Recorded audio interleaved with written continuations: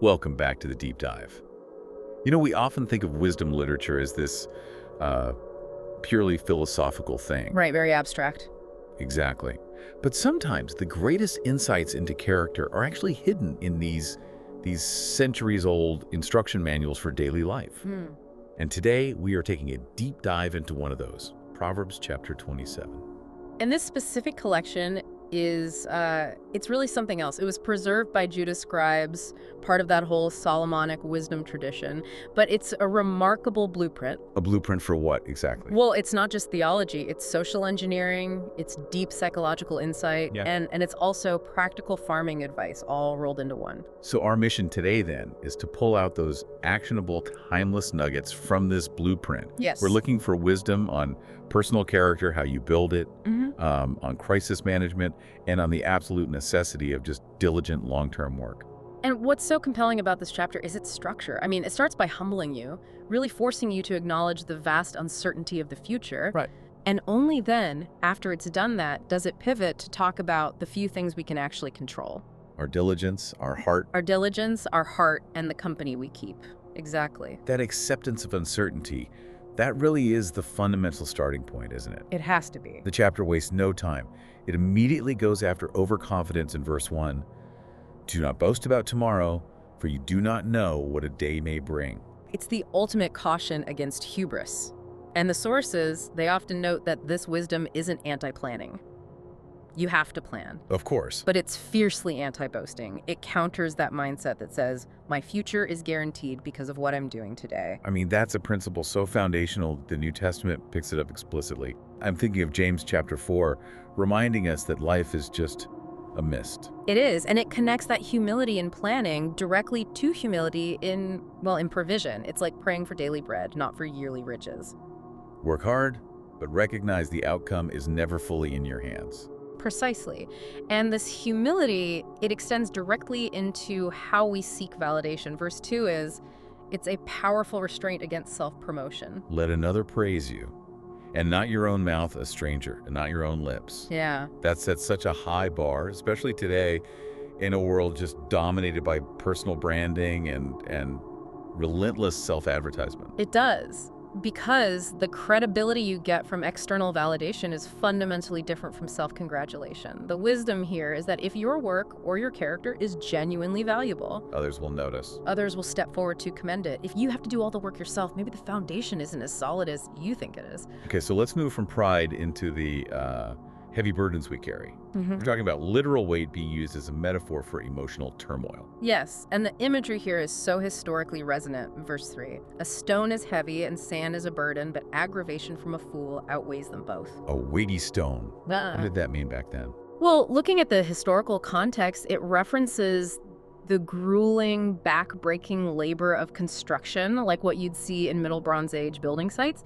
These were truly massive burdens. Right. Yet, the emotional, draining persistence of dealing with a fool's irritation that is framed as being heavier, more exhausting than all that physical labor. Which is an incredible insight. Yeah. Because if physical labor ends, right, but dealing with folly, with that kind of aggravation, can feel absolutely endless. And speaking of draining emotions, verse 4 introduces this kind of hierarchy of destructive feelings.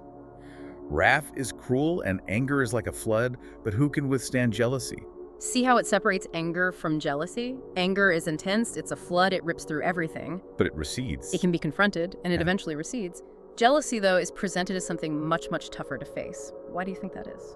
Well, because it's corrosive. It's Yeah. often hidden, right? It's not a big explosion.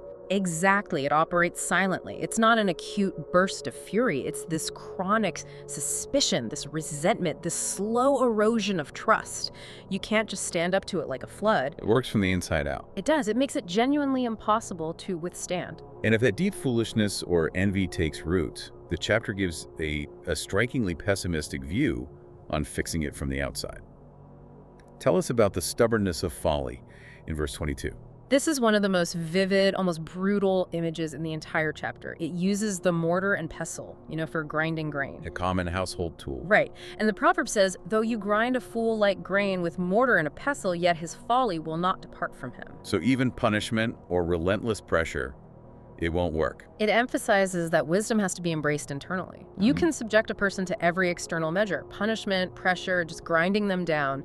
But if the heart is unwilling, The foolishness sticks. it clings fast. It's this core insight that external force cannot impose true, lasting character change. That pivots us perfectly to the importance of choosing our connections. Since we can't fix a fool externally, we need faithful people to help sharpen us internally. Which brings us to the value of candid feedback. Verse 5. Better an open rebuke than love that is concealed. It's framing honest confrontation as a vital form of care. We tend to think love is all about comfort. Right, being supportive. But this suggests that a public, honest correction, a rebuke, is ultimately better than unexpressed affection that just lets a friend continue down a harmful path. It's uncomfortable, but it's constructive. And the next verse immediately clarifies who we should be taking that discomfort from. The wounds of a friend are faithful, but the kisses of an enemy are deceitful. Yes.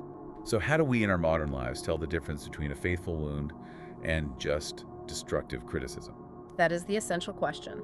The Hebrew term for faithful here, it implies reliability, trustworthiness. Yeah. A faithful wound is delivered in truth, it's aimed at restoration, and it comes from someone who has proven their loyalty. Whereas an enemy's kiss, Their flattery, their smooth words, it's deceptive. It aims to make you complacent or to mislead you. It's not about your best interest. that relationship between mutual improvement and, well, occasional friction is captured in one of the most famous proverbs of all, verse 17. As iron sharpens iron, so one man sharpens another.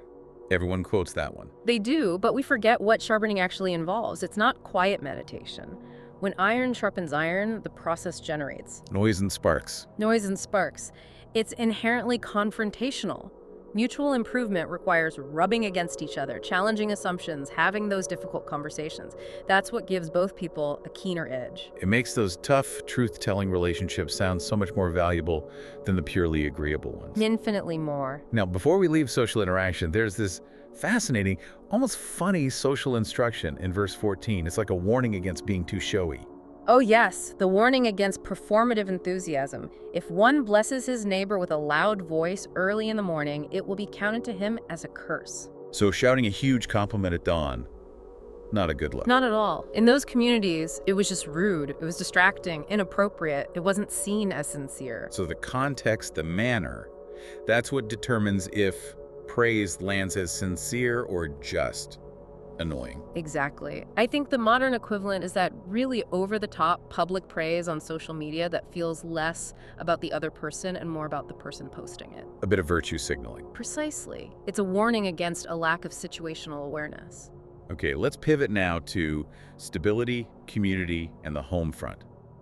The chapter seems to suggest that rooting yourself is crucial. It warns against restless roaming in verse 8.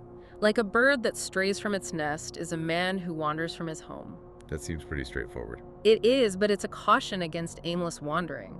Leaving the place where you belong, like a bird leaving its nest, it leaves you vulnerable, exposed. And that applies today to things like constant career hopping or never settling into a community. Or even digital nomadism taken to the extreme, that constant, rootless search for something better that can actually lead to instability. And if you are rooted, then your neighbors become absolutely critical, especially in a crisis. Verse 10 is so practical, maybe even a little controversial. Better a neighbor nearby than a brother far away. It's all about proximity, not just blood.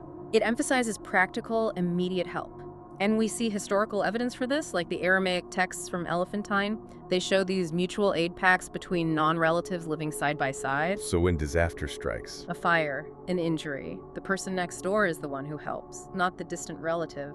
It elevates that immediate local community support. It's the whole idea behind the Good Samaritan. so community is critical. But the home itself, it can be the source of immense trouble. Yeah. The chapter gives us this unforgettable image for domestic conflict in verses 15 and 16. It's the perfect analogy for constant psychological erosion. A constant dripping on a rainy day is compared to a contentious person. You have to imagine those flat roof houses in ancient Israel. Right.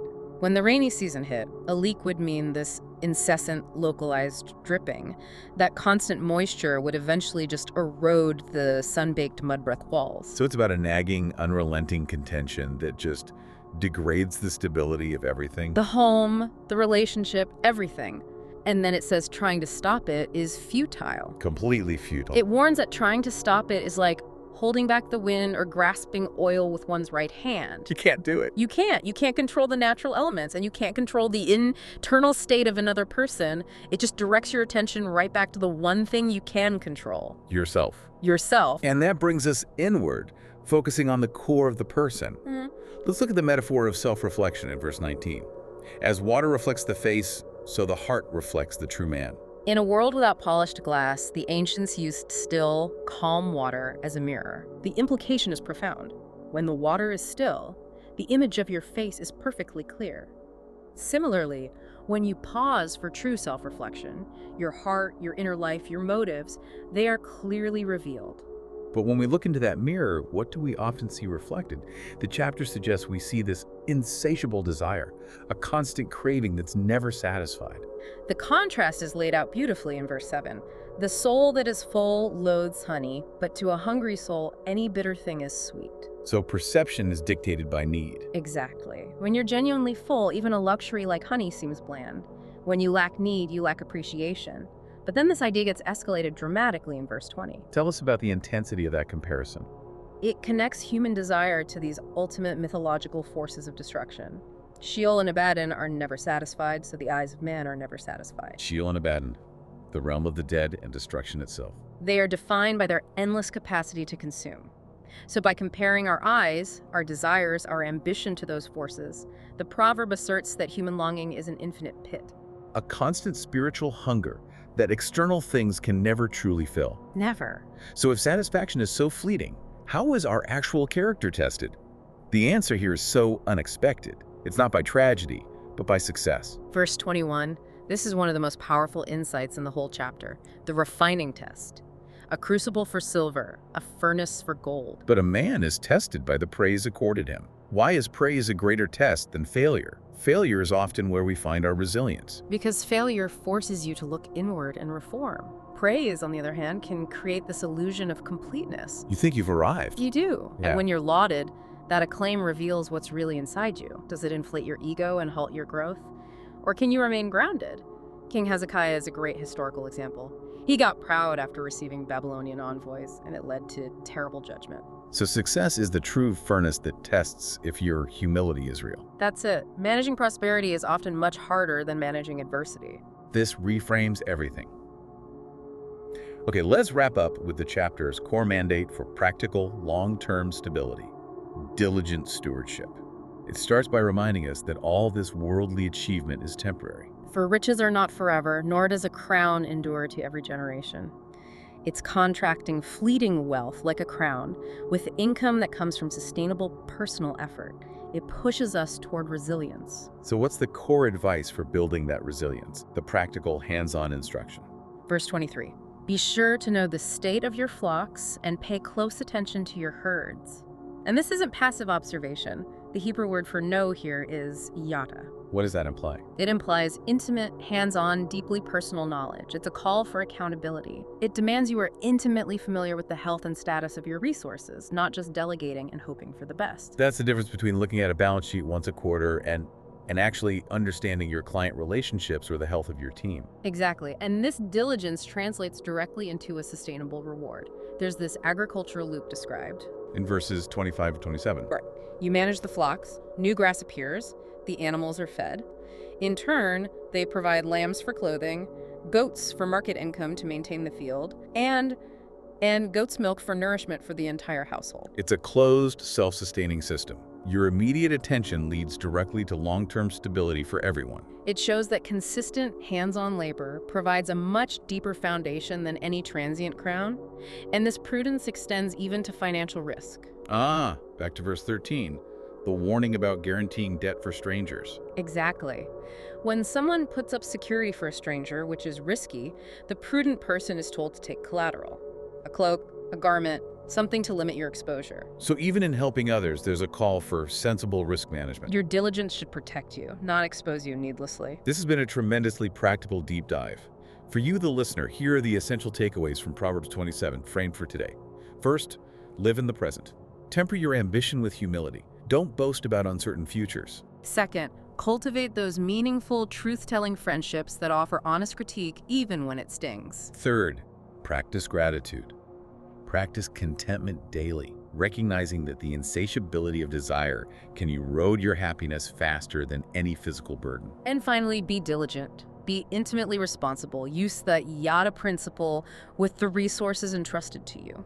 So we'll leave you with this final thought. If the culmination of this chapter's wisdom involves knowing the state of your flocks and fields to ensure lasting provision, we have to ask ourselves, how does that apply today?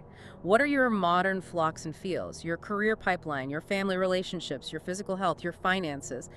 What are the things that require your intimate hands-on diligence right now? Consider what that ancient mandate truly means for the daily responsibilities you currently hold.